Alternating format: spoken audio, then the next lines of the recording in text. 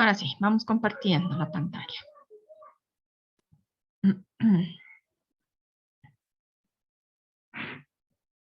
Bien. Recordarán, la semana pasada dábamos introducción a este tema que es grandes síntomas de la enfermedad bucal, ¿no es cierto? Dábamos una descripción de todos los grandes síntomas de los que íbamos a hablar. Hablábamos un poco de hemorragia, decíamos que hay dos tipos de hemorragia externa y la hemorragia interna, ¿se acuerdan? Hablábamos que en la hemorragia externa se da a través de una solución de continuidad o una lesión o una herida, donde puede sufrir una lesión, un vaso o un capilar o una vena o una arteria, y que cada una de estas tenía una característica en particular. También hablábamos sobre la hemorragia interna, que era representada específicamente por hematomas, producto de la acumulación de la sangre que se iba a dar dentro del cuerpo, ¿no? Y eso iba a estar relacionado también con algún accidente, trauma, etc. Y específicamente también hablábamos sobre las hemorragias bucales. ¿Cómo es que se denominaban estas? Se las denominaba estomatorragias. Y dábamos también las características de estas estomatorragias, que pueden ser localizadas o que pueden ser de causa general.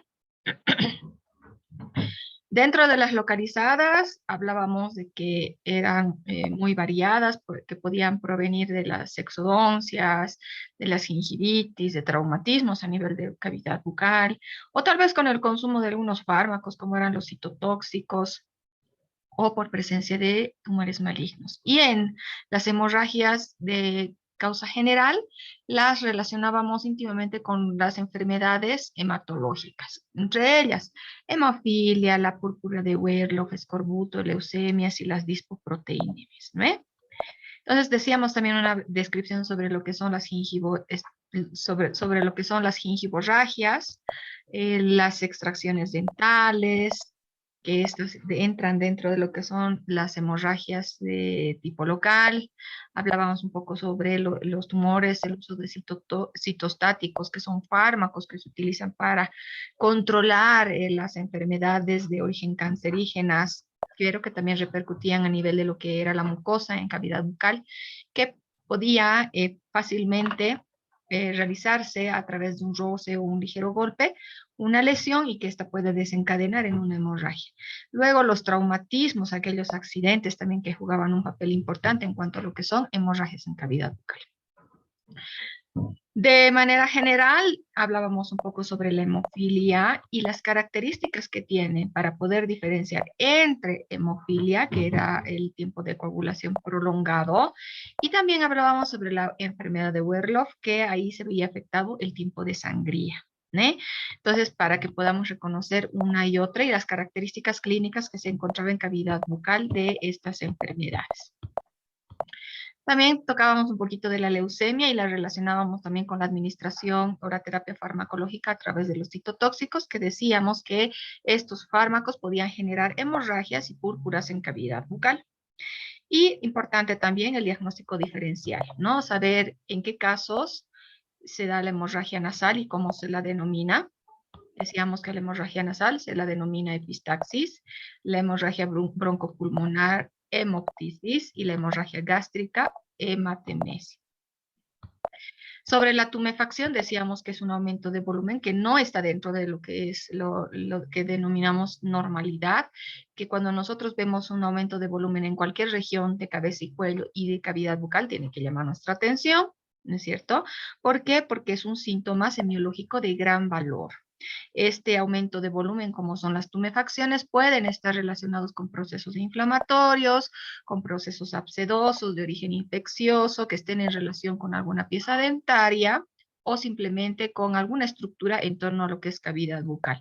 Y no solamente esta tumefacción se puede deber a un proceso inflamatorio o un proceso bacteriano, un infeccioso, sino que también podría tener relación con la presencia de quistes o tumores en cavidad bucal. Por eso es que decíamos que es un síntoma, un signo clínico semiológico de gran valor. Y es que hay que tener mucho cuidado y principalmente cuando se traten de abscesos, que esos abscesos pueden comprometer hasta la vida de nuestro paciente. Bien, entonces daremos continuidad. Ahora empezamos a hablar sobre serostomía. ¿Qué es la serostomía? Es, como dice ahí en la diapositiva, es la manifestación clínica más común de las disfunciones salivales y consiste en la reducción o ausencia de la secreción salival. Entonces, la serostomía es aquel síntoma que se presenta a través de una disminución en cuanto a la secreción salival o ausencia de la misma. Tiene serias repercusiones en lo que es en cavidad bucal y en la calidad de vida del paciente. ¿Por qué? Porque cuando el paciente presenta serostomía, va a alterar las funciones básicas orales, como por ejemplo la masticación, la deglución y la fonación, ¿no? Que son básicas en la vida de un individuo. Se ven afectados tejidos blandos y tejidos duros. Entre los tejidos blandos se va a producir una desecación, una sensación de quemación, irritación, mucositis, gingivitis. Eso es lo que van a presentar los tejidos blandos producto de la serostomía. Y en los tejidos duros, ¿qué va a pasar? Al haber sequedad de la boca, va a haber mayor tendencia a presentar caries dental. Y esa caries dental también puede acompañarse con sensibilidad dental. ¿Sí? Ahora, momentos de la serostomía. En distintas situaciones de la vida cotidiana pueden ocasionar una disminución de saliva en boca. ¿En qué casos? Por el consumo de fármacos. Hay algunos fármacos que producen serostomía a nivel de cavidad bucal en el transcurso del tratamiento farmacológico o la terapia farmacológica. Una vez que se descontinúa el uso o se cumple con el tratamiento, el flujo o la secreción salival vuelve a la normalidad. Otro factor que puede producir serostomía es el estrés y la ansiedad o la depresión. Se ha visto que pacientes que están atravesando estadios de estrés muy elevados o graves presentan serostomía. Otra de las enfermedades que afecta y que se presenta serostomía son o es la diabetes, ¿sí? Y hay algunas otras enfermedades sistémicas. Los pacientes diabéticos disminuyen el flujo salival y esto hace que haya repercusiones a nivel bucal. Caries, problemas periodontales, sequedad en la boca, las características particulares en el tejido blando que hace rato mencionábamos.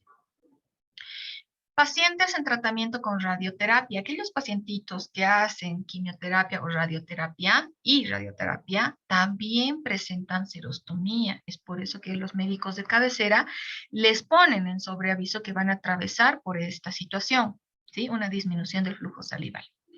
Entonces, ellos acompañan su dieta siempre con líquidos para la formación del bolo alimenticio.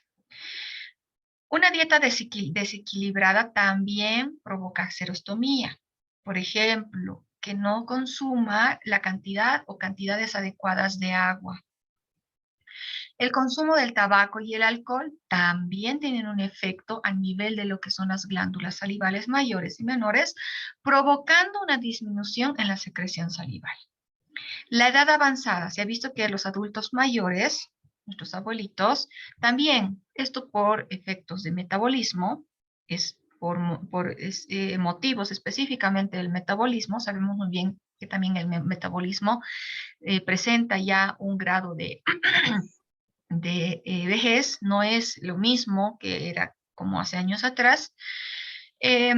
No hay la secreción adecuada o suficiente de lo que es la saliva a través de lo que son las glándulas salivales mayores y menores. Y eso hace la necesidad de que los adultos mayores tengan también que consumir sus alimentos con un vaso de agua al lado. Esto con la finalidad de que el líquido que vayan tomando entre bocado y bocado les permita formar de mejor manera el bolo alimenticio. ¿Qué sucede? Al menor flujo salival, presentan dificultad al momento de formar el bolo alimenticio. Pacientes edéntulos, ausencia de dientes, se ha visto también a través de evidencia científica que aquellos pacientitos que presentan los arcos, tanto superior como inferior, sin piezas dentales, ausencia de los mismos, repercuten a nivel de lo que son glándulas salivares. Esto en el proceso de masticación. Recordemos que en el proceso de masticación hay movimientos específicos que estimulan la liberación de saliva a nivel de las glándulas salivares.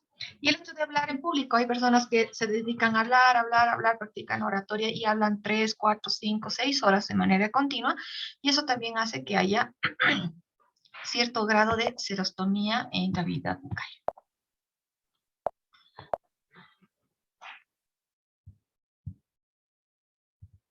Bien, hábitos, ¿cuáles son los hábitos diarios para el cuidado de la boca seca?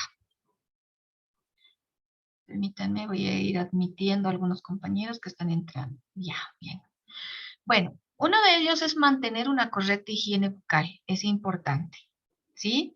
Con el uso de formulaciones en base a betaína, xilitol, alantoína, aloe vera y fluoruros, son componentes que van a tener estos enjuagues bucales dentríficos que van a ayudar a mantener una correcta higiene bucal, ¿sí? Y también, como el aloe vera, a hidratar la mucosa. Y nosotros, como personal del área de salud, como profesionales en el área de la odontología, al momento de hacer la receta y recetar a nuestros pacientes enjuagues bucales, debemos recetar un enjuague bucal que no tenga alcohol. ¿Sí? Esos enjuagues bucales con alcohol tenemos que eliminar de nuestras listas, ya tanto para pacientes con problemas del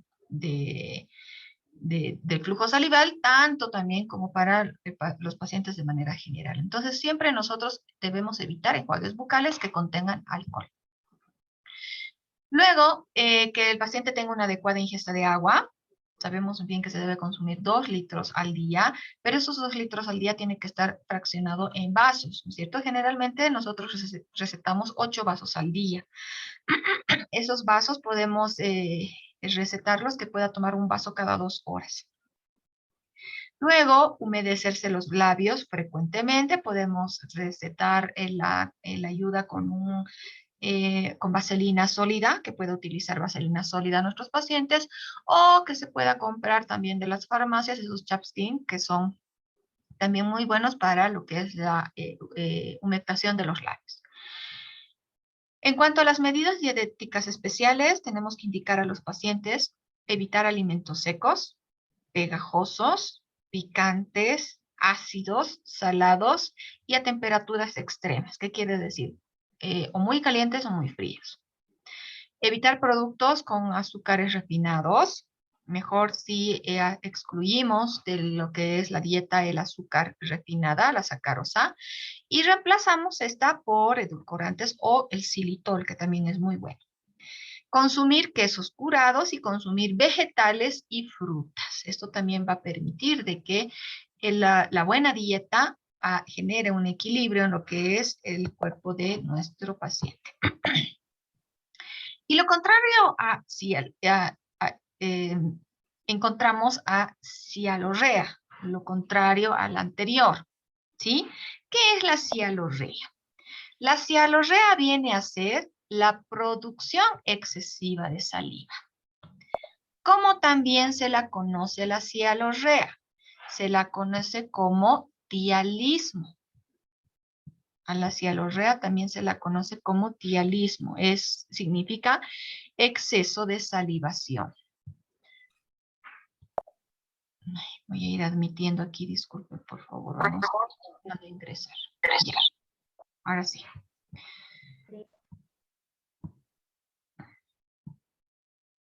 Ay, chicoquitos, entran, me distraen. Ya, ahora sí.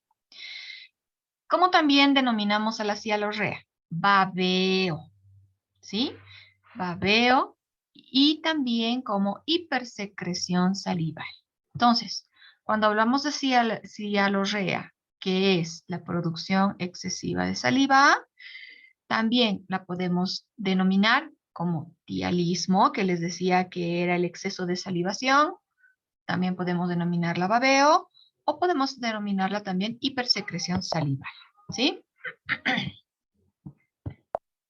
¿Cuáles son las causas? Tenemos dos orígenes para la cialorrea.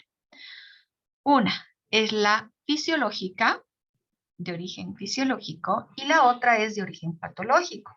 Y les ha debido pasar a ustedes dentro de lo fisiológico y nos sucede muy seguido. ¿Cómo se presenta la fisiológica? Esto está presente en base a la edad, primero. Es importante mencionar que los niños lactantes menores presentan mayor secreción salival. Los niños menores de 2 años para abajo, estos niños lactantes presentan mayor secreción salival por factores fisiológicos. Muchas veces surge, ¿no es cierto? Y han debido ustedes escuchar de que empiezan a salivar porque están saliéndole los dientes. Están erupcionando los dientes y el niño empieza a salivar. Pero lo relacionan mucho algunas personas entre lo que es la salivación y la erupción dental. Nosotros, en el área de odontopediatría, podemos indicar de que la salivación en estos niños pequeños se da por efecto de que las glándulas salivales mayores, que son la parótida y las glándulas submaxilar y sublingual, empiezan a segregar las cantidades normales de saliva. Entonces empieza a haber ese funcionamiento de segregación salival. Y este niño pequeño de 2 años no sabe o no puede controlar esa cantidad de saliva, que está dentro de lo normal. Entonces el niño, como no puede controlar esa saliva que está produciendo las glándulas mayores porque están empezando a funcionar, no puede contener la saliva en la boca y no puede deglutirlo y es por eso que empieza a babear, ¿sí? Empieza a producirse ese babeo.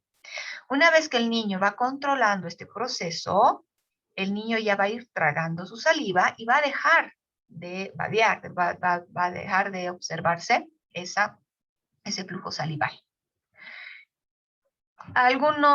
¿Y qué pasa? Coincide esta situación del funcionamiento de las glándulas salivales con la erupción dentaria. Es por eso que muchos creen y manejan esa teoría o esa hipótesis de que la erupción dentaria provoca este babeo en los bebés. Y no es así. Lo que está sucediendo es que las glándulas salivales están empezando a desarrollar sus funciones. Entonces, eso se da en esta etapa y es de origen fisiológico. Es normal que suceda. Otro de los factores que entra dentro del grupo de fisiológicos son los estímulos sensoriales, y nos ha pasado también ver y a nosotros vivirlo. ¿Y eso a qué se refiere? Cuando hay un estímulo, visión, olfacción, en base a los alimentos, genera como decíamos hace rato, un estímulo sensorial a nivel de lo que son las glándulas salivales y se empieza a segregar saliva. Ejemplo, estamos estudiando toda la mañana, tenemos clases y no hemos tenido tiempo de probar un bocado y a veces hasta vamos sin desayunar a pasar clases, ¿verdad? A la universidad. Pasamos toda la mañana a clases, estamos con gran apetito, estamos de hambre, salimos de la universidad rumbo a nuestra casa y pasamos por todos esos puestos y locales de comida tan deliciosa que se vende por la universidad y el simple olor, ¿sí? El simple hecho de olerlo o ver esa comida que están preparando, se nos abre el apetito, hay un estímulo sensorial a nivel de glándulas salivales y como vulgarmente decimos, ¿no? Se hace agüita la boca. Entonces, eso es un proceso fisiológico, son estímulos que van llegando a lo que son las glándulas salivales y eso hace que pueda haber producción salival excesiva. Otro de los factores, el embarazo y la menstruación, son fases o etapas en las cuales hay niveles hormonales, ¿sí? Ciertos niveles hormonales, porque sabemos muy bien que en la etapa del embarazo y en la menstruación juega mucho el nivel hormonal. Entonces, las mismas hormonas también generan un efecto a nivel de lo que son la producción de saliva. Y los alimentos ácidos y dulces. Aquellos alimentos ácidos o muy dulces que metemos a cavidad bucal cuando estamos consumiendo algunos alimentos y repercuten a nivel de lo que son las glándulas salivales, a través también de estímulos sensoriales. ¿Sí? Entonces, todos estos ejemplos que acabamos de mencionar entran dentro de las causas fisiológicas, dentro de lo normal. Pero también está el otro grupo, que son los factores patológicos. ¿Cómo cuáles? La patología como la estomatitis aftosa. Esa estomatitis herpética aftosa también produce un desequilibrio a nivel de lo que son las glándulas salivales y hacen que éstas vayan a liberar o generar mayor cantidad de saliva. La macroglosia. ¿Qué es la macroglosia? Esta es un crecimiento excesivo de la lengua, ¿sí? Es un tamaño fuera de lo normal, un tamaño más grande dentro de lo que son los parámetros normales. Y esto hace también de que haya un babeo de cavidad bucal. No se pueda controlar lo que es la saliva y un control en lo que es la deglución. Los fármacos, como por ejemplo pilocarpina, acetilcolina, que a veces son fármacos que se utilizan para tratar las neuralgias. Y esos fármacos también provocan un exceso del flujo salival y por ende un babeo. Enfermedades nerviosas como parálisis vulvar, epilepsia, también provocan cialorrea. Y parálisis del trigémino facial. Sabemos muy bien que cuando hay un parálisis del trigémino y del nervio facial, de estos dos nervios que sabemos que son los encargados de inervar toda la porción de cavidad bucal y el rostro de una persona, juegan un papel importante porque cuando se ven afectados no hay control sobre la musculatura, los labios y también se produce un flujo excesivo de la glándula y por ende un babeo. El hipertiroidismo, igual, los niveles hormonales de manera patológica, tanto sexo femenino y sexo masculino y a cualquier grupo etario. Y el cáncer. Halitosis. La halitosis también forma parte dentro de lo que son los grandes síntomas de la cavidad bucal. Y es uno de los factores o motivos de consulta de nuestros pacientes. Muchos pacientes vienen por motivo de halitosis a nuestra consulta. Significado en el lenguaje médico. Como aliento fétido, mal aliento, fetidez de aliento y mal olor bucal. ¿Sí? Entonces, nosotros a la halitosis la podemos también manejar en cuanto a estos lenguajes médicos. Podemos denominarla como aliento fétido, mal aliento, fetidez de aliento y mal olor bucal. ¿De acuerdo? ¿Cuál es el origen del mal aliento? Sabemos muy bien que van a jugar un papel importante acá lo que son las bacterias, pero hay que también mencionar que presenta, como en el anterior caso, un origen fisiológico y un origen patológico, ¿sí?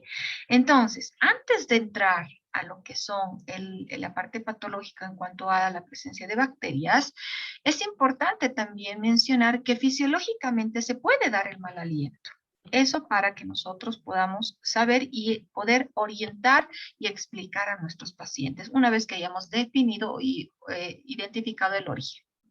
Entonces, ¿qué sucede? Cuando se trata el mal aliento y presenta un origen fisiológico, esto se da porque hay una disminución en la secreción salival, ¿sí? Cuando se produce una disminución en la secreción salival, puede ser por diversos factores, también se va a repercutir otro problema como es el mal aliento. Y decíamos hace rato, puede ser un aumento en la flora microbiana y el hambre y la emoción. Muchas veces el hambre hace de que se presente el mal aliento. A veces cuando no se consume en todo el día o en toda la mañana alimentos, uno va a la universidad sin desayunar y está todita la mañana sin probar bocado, son factores que van a influir a que se genere mal aliento. Y otro también factor es el estrés o la emoción. Cuando una persona está bajo mucho estrés y tensión, se va a presentar también lo que es el mal aliento. Dentro de lo patológico, en lo que son los factores bucales, parabucales y otros sectores del organismo, ¿sí? Lo patológico va en bucales, parabucales y otros sectores del organismo. Dentro de lo que son los bucales están la estomatitis, ¿sí? Son enfermedades a nivel de lo que son los tejidos blandos que pueden presentarse acompañado de inflamación de encías, acúmulo de placa bacteriana y pueden también presentarse las famosas aftas o ulceraciones. ¿Qué sucede? Cuando hay aftas o ulceraciones, el paciente no tiene una frecuencia de lo que es la remoción de la placa bacteriana o placa dental, entonces no se cepilla de manera constante. ¿Por qué? Producto de la presencia de estas úlceras o aftas. ¿Qué sucede? Entonces, eso va a dar paso a que haya un acúmulo de placa bacteriana y también inflamación de las encías. Y eso va a desencadenar un mal aliento. Luego, caries. Sabemos muy bien que caries crónicas o prolongadas se forman o se terminan generando focos de infección. Áreas donde están generándose un nido de microorganismos y bacterias, ¿sí? Y esas justamente también van a producir mal aliento. Entonces, cuando vemos nosotros un paciente que tiene mal aliento, ya sospechamos a primera instancia de que puede tener caries o que puede tener problemas periodontales, ¿no? Enfermedades periodontales. Entonces, esos son elementos que pueden provocar principalmente mal aliento. Entonces, debajo de caries están los restos radiculares. Producto de la caries no tratada y el avance de estas lesiones desencadenan restos radiculares. Entonces, producto de la caries va a haber una destrucción marcada en esas piezas dentales que van a terminar quedando solo los restos o raíces. Entonces, estos restos radiculares, como hace rato mencionábamos, forman focos de infección. La caries ha sido tan agresiva que ha terminado formando restos radiculares y todo esto se genera focos de infección. ¿Por qué? Porque ahí, decíamos hace rato, se generan unos nidos de múltiples tipos de bacterias. Y eso va a repercutir mal aliento. También decíamos las enfermedades periodontales. Estas enfermedades periodontales también juegan un papel importante en lo que es el mal aliento. Cuando nosotros tenemos un paciente con halitosis, nuevamente decíamos, sospechamos de caries y de enfermedades periodontales. Y esas caries provocan restos radiculares. Luego también están las las fases postoperatorios. ¿Qué quiere decir eso? Puede ser un paciente que haya recibido una cirugía, una extracción de tercer molar retenido o piezas impactadas, o pueden haberle hecho una cirugía de, no sé, una pisectomía, etc. Entonces, cuando recibieron algún tipo de cirugía a nivel bucal, hace que el pacientito no tenga el control de placa o no se realice la higiene de manera correspondiente o no cumpla con el cepillado como habitualmente lo hacía. ¿Por qué? Porque puede presentar esta herida, esta lesión en cavidad bucal y le genere malestar. Entonces, al no tener la higiene adecuada, producto de que ha recibido una cirugía en cavidad bucal, hace pues de que se presente el mal aliento posoperatorio. Pero una vez que pasan estas molestias y se va regenerando la lesión o la herida que haya quedado producto de esa cirugía, el paciente va a ir retomando nuevamente los hábitos de higiene y esto se va a ir controlando. Después están aquellas prótesis fijas o removibles. Al tener en boca prótesis, ya sean fijas o removibles, en mal estado y que el paciente no le da la atención adecuada que debería tener, también son factores a producir mal aliento dentro del grupo de las patológicas. ¿Sí? Y los fumadores, por supuesto que los fumadores también van a entrar acá dentro del grupo del mal aliento del origen patológico. Los parabucales. En el caso de mal aliento a nivel de lo que es el parabucal, están estructuras relacionadas a la cavidad bucal, como por ejemplo el área nasal, ¿sí? Y en la porción posterior a la cavidad bucal, que es la orofaringe. Entonces, en el área nasal se van a producir o se puede presentar el paciente enfermedades como son la sinusitis. Y aquellos pacientes que presentan sinusitis también repercute en cavidad bucal con mal aliento. Y de la misma manera, en las faringitis, en la parte posterior de la cavidad bucal a nivel de la orofaringe, cuando hay una inflamación en los tejidos de ese sector, puede ser por procesos gripales o alguna otra patología en esa área que esté produciendo una inflamación de ese tejido, va a repercutir en mal aliento. ¿Sí?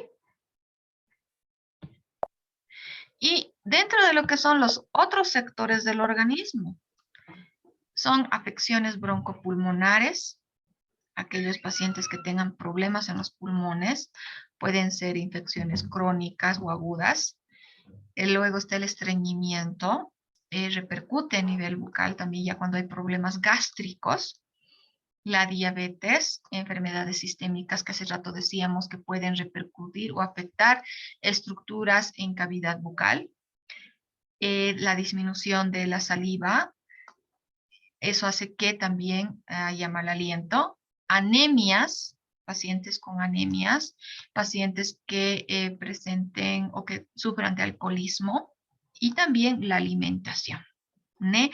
Dentro de la alimentación podemos mencionar, hay algunos alimentos que generan un nivel de aliento muy considerable, y son como el ajo, la cebolla, etcétera, ¿no? Entonces, esos factores también ya se los considera patológicos. Hablemos un poco de dolor. Yo sé que esta parte del dolor lo han llevado en semiología general, a detalle y en profundidad, pero para nosotros también es importante seguir hablando sobre este. ¿Por qué? Porque es uno de los factores por el cual nuestro paciente acude a consulta. Es uno de los factores más importantes por el que el paciente acude donde nosotros. ¿Sí? Uno de los motivos, uno de los principales motivos es el dolor. Entonces, como dice ahí en la diapositiva, la definición de dolor más aceptada en la dificultad, en la actualidad, es la de la Asociación Internacional para Estudios del Dolor, que dice: es una experiencia sensorial y emocional desagradable asociada a un daño tisular, real o potencial, o descrita en términos de dicho daño. ¿Qué quiere decir esto?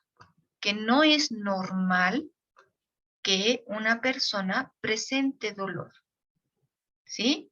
No es normal. Algo está sucediendo en el organismo.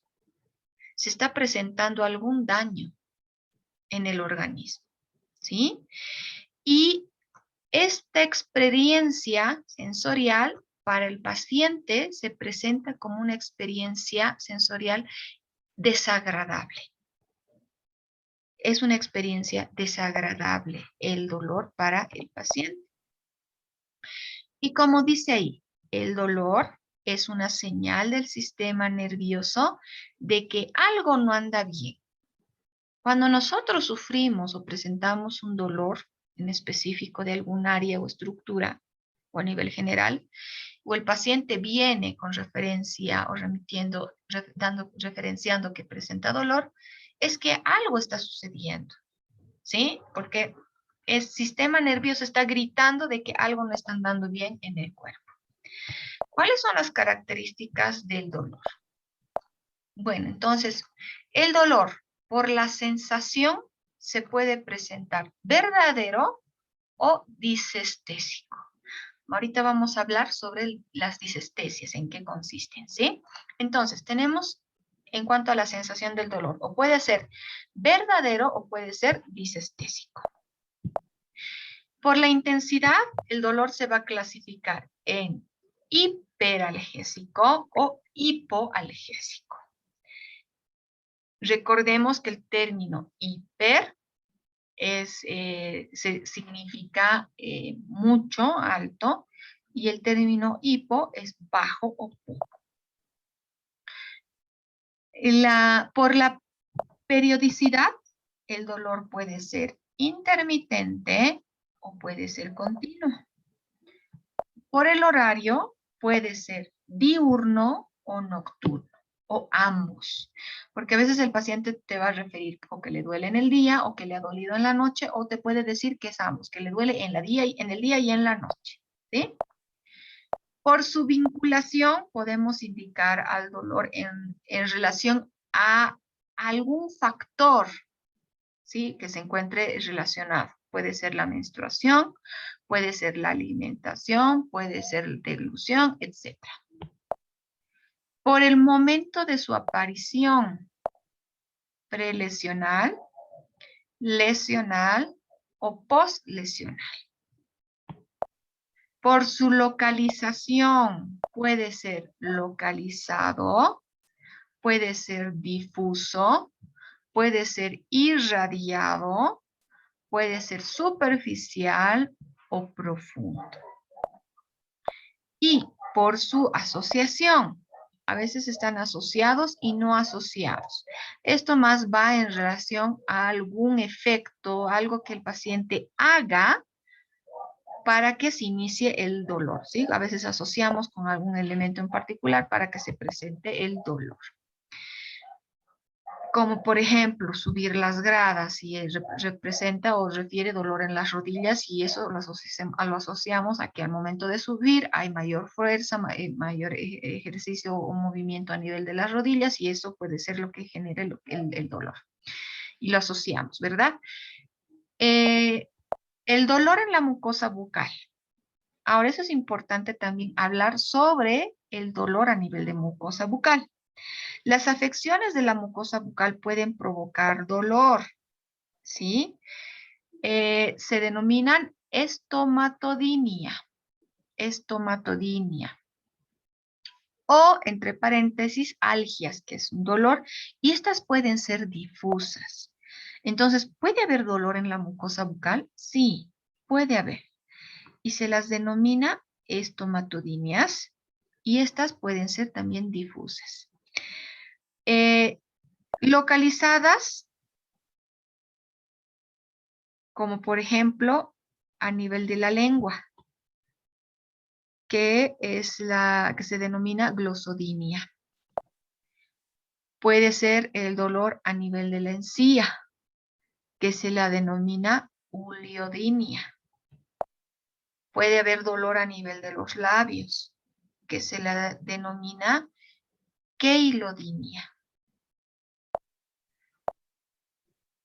Ahora, hay dolor por afecciones en la mucosa bucal por la presencia muchas veces de algunos elementos, como por ejemplo las aftas. ¿Quién no ha tenido aftas?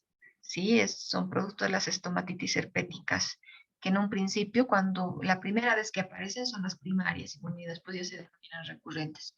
Entonces, estas aftas son bastante dolorosas cuando están presentes en cavidad bucal.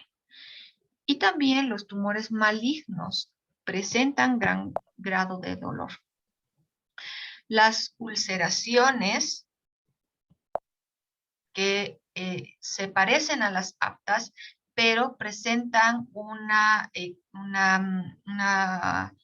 cavitación más marcada que puede hasta incluso producir hemorragias. Y estas pueden darse por procesos mecánicos o traumas físicos, químicos, tóxicos o infecciosos. Las depapilaciones linguales, como por ejemplo glositis o anemias. A veces la lengua se inflama y se producen las glositis.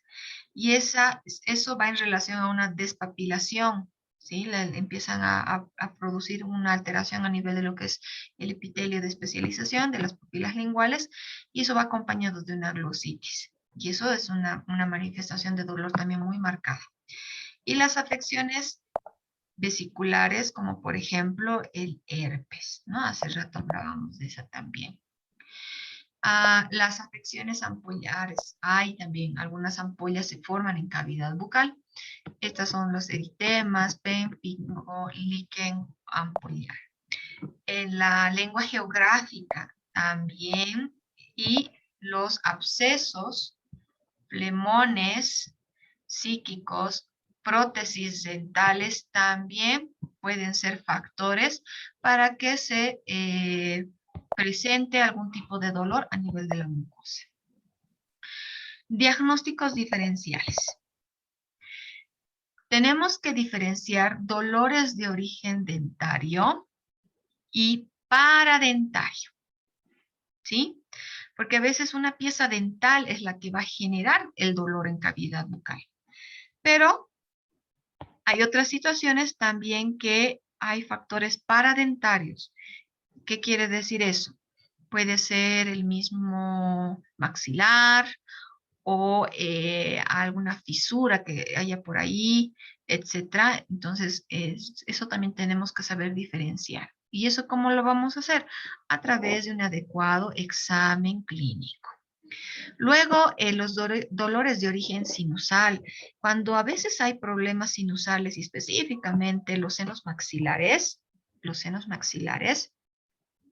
la presión interna a nivel de los senos maxilares genera o repercute y hace pensar al paciente que el problema es a nivel dentario. Y el paciente viene y te refiere a ti que tiene dolor en la muela y específicamente te apunta a los premolares y molares. Recordemos que estos premolares, segundo premolar y primer molar permanente, están en íntima relación con el seno maxilar. Son los que están más próximos y en contacto con el seno maxilar. Entonces, ¿qué sucede? Cuando a veces hay problemas a nivel sinusal, hay una presión interna en la parte interior de los senos maxilares. Esa presión interna, producto de la inflamación que puede haber en esa área, puede el paciente relacionarlo con las piezas dentales que son el segundo premolar y el primer molar permanente. Y el paciente llega a tu consulta y te dice que le duelen los dientes, pero cuando se había tratado de que el origen estaba a nivel sinusal y no el problema era a nivel dentario. Luego los dolores de articulación temporomandibular también. A veces sienten como un dolor irradiado, es un dolor irradiado que se va a todo el lado, puede ser en el lado derecho o lado izquierdo, y que se extiende en los arcos superior e inferior, en las piezas dentales. Pero entonces, como ese dolor es irradiado, el paciente no puede identificar claramente cuál es el motivo, y siendo así la articulación temporomandibular el causante. Luego está el dolor de oído. También se ha visto que cuando hay problemas o infecciones a nivel del oído, este dolor se irradia hacia el lado ya sea que corresponda a la cara, pues izquierdo o derecho, y el paciente no puede identificar claramente qué es lo que está sucediendo, ¿no? Por eso es que hablábamos hace rato en cuanto a tipo y características del dolor, que puede haber el dolor irradiado. Y a veces el paciente no sabe identificar claramente quién está ocasionando el dolor. Nos da como referencia que le duele todo el lado derecho de la cara. Luego están los dolores provenientes de las glándulas salivales. También cuando hay alguna inflamación o infección a nivel de estas estructuras, el dolor se irradia hacia ese lado que la glándula esté afectada y tiene una cierta relación con cavidad bucal, va siendo un poco complicada por parte de nuestro paciente el poder identificar dónde se está provocando el dolor, ya que va a referir también un dolor irradiado en esa área. Y los dolores craneofaciales o cefálicos. Esto puede estar en torno a lo que es el piso del cráneo y aquellos dolores que puedan también relacionarse con los nervios que indicábamos hace rato, trigémino y facial. Vayamos a hablar sobre la disestesia. ¿Se acuerdan hace rato en la clasificación del dolor? Decíamos que va a haber que puede ser un dolor verdadero o puede ser un dolor disestésico. ¿Qué son las disestesias? Son manifestaciones disestésicas o parestésicas, aquellas sensaciones cuando el paciente no claramente te va a identificar o te va a referir a ti como dolor. ¿Sí? Generalmente el paciente te va a referir este síntoma como un quemazón, un ardor. No lo puede identificar netamente como dolor, sino que te va a referir a ti como quemazón, como ardor. Y esas son las disestesias. Pueden ser generalizadas o pueden ser localizadas, ¿sí? Y como dice ahí, es una sensación de quemazón, ardor, calor, aspereza o incluso hasta hormigueo. Así generalmente el paciente te va a referir.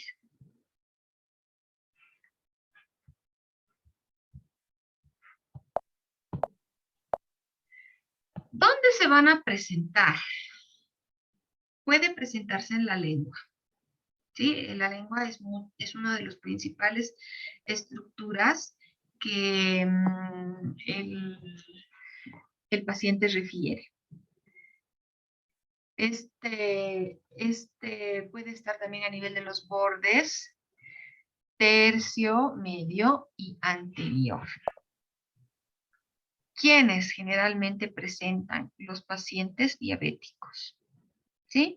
El paciente diabético te va a decir, le cuento que últimamente he sentido como una sensación de ardor en mi lengua. Es así como muchas veces se expresa el paciente. Ardor o quemazón te refiere. Y tú le preguntas, ¿le duele? No, es más una sensación de ardor, como si me quemara. Y eso es bien típico de esto.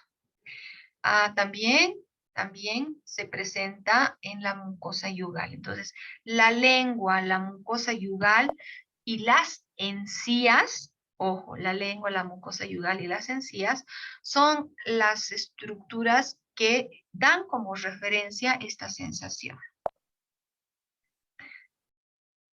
Hablemos un poco de trismo. El trismus, o también denominado trismo dental, es la incapacidad para abrir la boca por completo. ¿Sí? Nuestro paciente no puede realizar apertura bucal o no puede realizar cierre bucal. No hay ese movimiento de apertura y cierre cuando se presenta el trismus. Está favorecida por la contracción de manera constante e inconsciente de los músculos mandibulares, especialmente de aquellos empleados en la masticación. Entonces se van a ver afectados los músculos de la masticación. ¿Qué sucede? Hay una contracción en los músculos. Y esto puede ser por diversos factores, ¿sí? Sabemos muy bien que la apertura bucal normal, cuando nosotros hacemos apertura o abrimos la boca o el paciente abre la boca, lo normal es de 4 a 5 centímetros. Eso es lo normal, que el paciente cuando abra la boca sea una apertura de 4 a 5 centímetros. Eso lo podemos medir con las reglas o podemos hacer la prueba de 3 dedos como estamos viendo acá en la imagen. Los 3 dedos tienen que ingresar con total facilidad cuando el paciente abre la boca. Ahí nos está diciendo que tenemos una apertura buena. Entonces, esa apertura se va a ver afectada con el trismo. No puede tener esa apertura adecuada a nuestro paciente. ¿Cuáles son los síntomas? Dificultad para abrir la boca con normalidad. El paciente no puede abrir la boca con normalidad. Luego hay un dolor, hay hinchazón o cierta rigidez a nivel de la mandíbula. Y también molestias a la hora de masticar o tragar alimentos, así como las rutinas de higiene oral. El paciente no va a poder hacer los movimientos de apertura y cierre y eso se va a ver, se va a repercutir en cuando el paciente esté realizando su alimentación, masticando sus alimentos, o simplemente cuando se esté haciendo la higiene de cavidad bucal, cepillándose los dientes. Y también, por supuesto, si el paciente está presentando trismus, va a haber dificultad en el habla. ¿Cuáles son las causas para el trismus? Pueden ser los traumatismos, algún golpe o bien puede ser por una pelea que tengan, una pelea, puede ser un accidente, puede ser un accidente automovilístico, etcétera, que genere un trauma a nivel de lo que es mandíbula y ATM, puede provocar un trismus. Otro, el procedimiento quirúrgico en la zona adyacente. Cuando hacemos nosotros extracciones dentarias, una cirugía menor o mediana, ya sea extracción de piezas retenidas, apicectomías, etc., el paciente está mucho tiempo o de manera prolongada con la cavidad bucal abierta y eso hace que el paciente pueda terminar con trismus, ¿no? Las cirugías en las que el paciente haya permanecido con la boca abierta durante largo periodo de tiempo, como ya lo explicábamos, y los procesos infecciosos. Procesos infecciosos cuando es un proceso infeccioso agudo y eso hace de que haya una tumefacción en el rostro, eso también va a impedir que haya apertura bucal adecuada y puede generar un trismo también. Y, por supuesto, si es que hay la presencia de un tumor en el área mandibular. Dolor muscular o sobrecargas en la articulación temporomandibular o en la TM, como por ejemplo el bruxismo. Sabemos muy bien que en el bruxismo hay un movimiento continuo, pues que desencadena o por un rechinamiento de las piezas dentales, y esa sobrecarga por culpa del bruxismo, esa sobrecarga que va a haber en la TM, también puede generar un trismus. Y el estrés, también el estrés en grados altos, niveles altos de estrés, van a provocar trismus a nivel de la cavidad bucal. Las enfermedades neurológicas como el Parkinson o enfermedades autoinmunes como el lupus o la artritis. Entonces, Parkinson, lupus o artritis también pueden generar un trismus a nivel de cavidad bucal. Las hemorragias internas, esto sí es que ha habido un accidente o un trauma, un golpe, un impacto que haya generado un daño interno a nivel de las estructuras, específicamente en la articulación temporomandibular, haciendo de que haya una rotura de un vaso sanguíneo y ese vaso sanguíneo haya provocado una hemorragia interna, también va a provocar un trismus. Bruxismo. ¿Qué es el bruxismo? Hace rato ya hablábamos un poquito sobre esta. Es la hiperactividad no fisiológica de la musculatura masticatoria por el contacto oclusal repetido, constante o intermitente, que se manifiesta con aprietamiento, rechinamiento o frotamiento dentario. Entonces, hay un movimiento constante, pero el que genera este movimiento constante, porque va a haber un frotamiento de las piezas dentales, ¿no? Las piezas dentales empiezan a, como dice ahí, se da ese rechinamiento o frotamiento. ¿Quién es el culpable o el que ocasiona este movimiento? Es aquella hiperactividad que se produce en el músculo. Entonces, los músculos masticatorios son los que van a generar este movimiento repetitivo, constante o intermitente. Es también llamado bruxomanía o bricomanía. ¿Sí? También es llamado bruxomanía o bricomanía. Ojo. Cuando es nocturno, se denomina fenómeno de Caroli. Cuando es nocturno, se lo denomina fenómeno de Caroli. ¿Cuáles son los signos y síntomas?